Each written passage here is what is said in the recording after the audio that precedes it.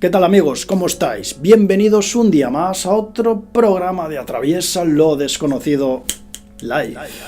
Bueno, si hay algo que fascinó al ser humano a lo largo de los siglos es cómo se expandió el universo, cuánta edad tiene, dónde empieza, dónde termina. Son preguntas que aunque no podemos responder a ciencia cierta, sí que es verdad que, deberíamos de tener, con la tecnología actual, ciertas evidencias que nos permitan saber, por lo menos, la edad del universo, cómo se expande y todo eso. Efectivamente, pues sí, tenemos esas evidencias y tenemos una certeza con un margen de error. Sin embargo, a medida que se van afinando los métodos para medir esa expansión del universo, esa edad del universo, nos empezamos a encontrar con muchos problemas. Es como si cogiéramos una cebolla, la peláramos y nos encontráramos otra capa y otra capa y otra capa. No acaba nunca. Esto provoca una auténtica crisis científica, porque es que cada vez que tenemos datos nuevos, pues nos encontramos con un mazazo nuevo. Y ahora que tenemos el James Webb ahí de apoyo, pues nos encontramos con más sorpresas que la verdad dejan a los científicos bastante desconcertados, porque es la verdad bastante confuso. Es una de esas cosas que nos hacen volar la cabeza.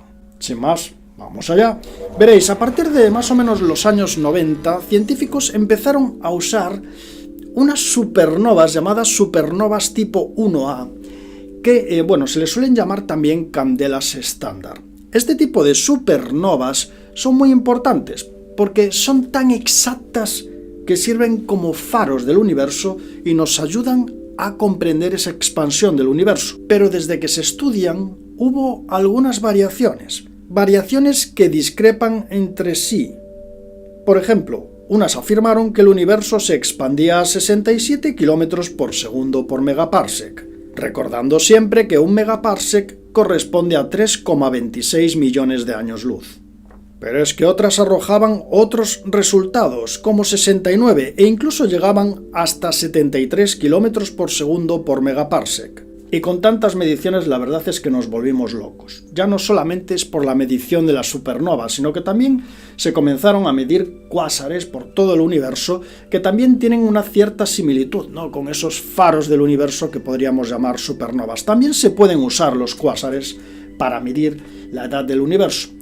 Y los científicos se encontraron con muchos más problemas. De hecho, hay una teoría postulada por dos físicos de la Universidad de Mississippi del Sur que afirma que el universo se ralentizó y se aceleró de nuevo al menos 7 veces, haciendo que el universo resuene como una campana con una especie de onda universal apenas perceptible hoy en día. Esto provoca una gran crisis en la cosmología actual, porque significa que no sabemos nada sobre el universo. Por lo tanto, digamos que los científicos buscaban una medida exacta para calcular esto, y un equipo de la Universidad de Hawái fue a lo grande. Y ya lo creo que esos científicos de la Universidad de Hawái en Manoa fueron absolutamente a lo grande, y usaron 8 métodos distintos para medir 56.000 galaxias lejanas. Esto es muy importante porque al determinar las distancias entre las galaxias y las velocidades que se alejan de nosotros, podemos determinar el tamaño del universo y la cantidad de tiempo que ha pasado desde su nacimiento. Los astrónomos han estado intentando determinar las distancias de las galaxias desde que fueron detectadas hace 100 años, y la precisión es la más exacta que se conoce. De nuevo, los científicos de Hawái esperaban, unos datos, una velocidad de expansión del universo que se ajustara a las últimas observaciones, incluidas también las del James Webb.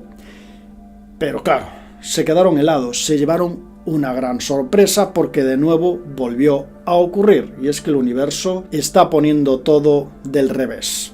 Y así fue como, con una incertidumbre estadística de alrededor del 1,5%, el equipo determinó que el valor de expansión del universo era de 75 km por segundo por megaparsec, Utilizando el modelo estándar de cosmología, se predice que la expansión del universo sería a 67,5 km por segundo por megaparsec, con una incertidumbre de 1 km por segundo por megaparsec.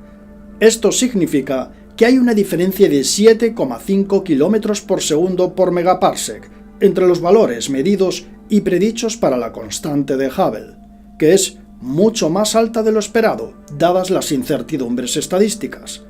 Esto significa que las mediciones de las distancias de las galaxias tienen un error enorme y desconocido, o en su defecto, que pueda haber un problema fundamental con nuestra comprensión de la física del universo. Efectivamente, si comparamos esto con las últimas observaciones del telescopio James Webb, ya se cae absolutamente todo. Estamos hablando de que, las observaciones del telescopio James Webb, hemos comentado mucho este tema. El James Webb pues captó primero galaxias que estaban a 300 millones de años, más o menos después del Big Bang, después incluso llegó a los 200, e incluso algunos datos revelan que alguna galaxia estaba ahí ya 180 millones de años después del Big Bang y además estaba bastante bien formada. Claro, es que si usamos los últimos datos de 75 km por segundo por megaparsec que nos dan estas últimas observaciones, significa que o el James Webb está mal, o todo este estudio de 56.000 galaxias está mal. Porque con esa velocidad de expansión, con esa constante de Hubble, el universo no puede tener más de 13.600 millones de años. Es imposible. Y el James Webb ha captado galaxias más antiguas. Entonces aquí tenemos un problema muy, pero que muy grande. Y los científicos pues están desconcertados. Yo pienso que lo que ocurre es que la constante de Hubble simplemente no es constante. Es decir, que la velocidad de expansión del universo es diferente en cada momento.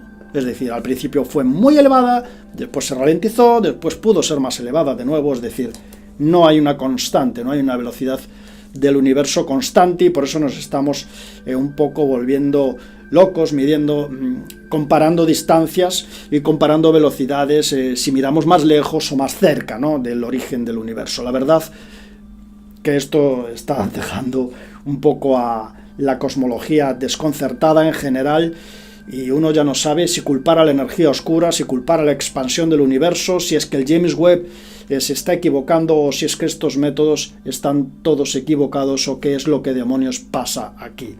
Pero podemos decir que en este aspecto hay una crisis total en cosmología. Por lo de ahora vamos a esperar más datos, sobre todo datos del gran telescopio James Webb. Datos objetivos, datos que vamos a tener sobre la mesa basados en observaciones directas del telescopio James Webb y en estudios científicos, no especulaciones. Vamos a mirar los datos y sobre esos datos vamos a ver qué es lo que va ocurriendo. Porque, amigos, el universo nos está dando jaque mate. Y bueno, para finalizar este vídeo, y como muchas veces hacemos aquí en Atraviesa lo Desconocido Live, os muestro páginas web interesantes. Y bueno, como sé que muchos que me estáis viendo pues os gusta el tema de las webs y aplicaciones de astronomía, de mirar el firmamento y todo eso, pues os voy a presentar una nueva que yo no conocía, pero que, como veréis, pues es muy interesante.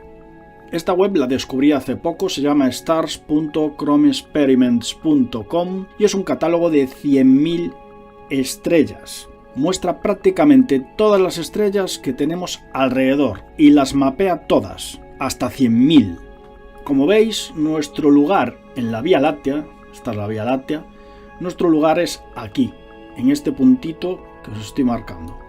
Si vamos ampliando, vemos que nos va acercando y acercando y acercando y nos comienza a mostrar todo lo que tenemos alrededor, todas las estrellas que tenemos alrededor. Y si nos acercamos más, pues ya nos va mostrando, bueno, lo que podríamos decir es el vecindario estelar.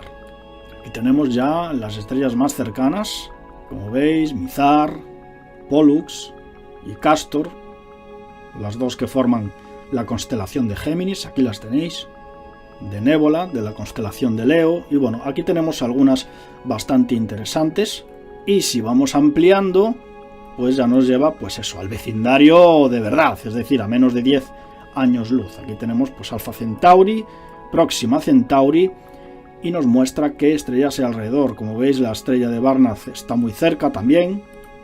Si clicamos, pues nos muestra aquí información, nos muestra cómo es. Y si vamos ampliando más, pues ya nos encontramos con la famosa nube de Oort, que está a un año luz, que es el borde real de nuestro sistema solar.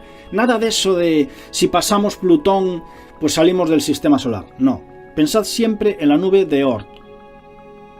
Esa nube está a un año luz, como veis. Un poquito menos, quizás. 0,9 podríamos decir. Pero vamos, que esa es la frontera del sistema solar. Si ampliamos, pues ya nos lleva a la parte interna del sistema solar, que como veis está mucho más lejana que la nube de Oort. Y aquí tenemos ya pues los planetas.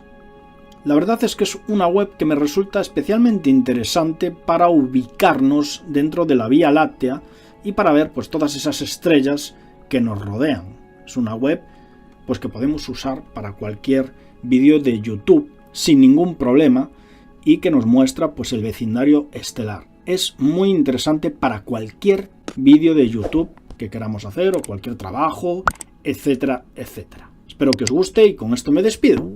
¡Chao!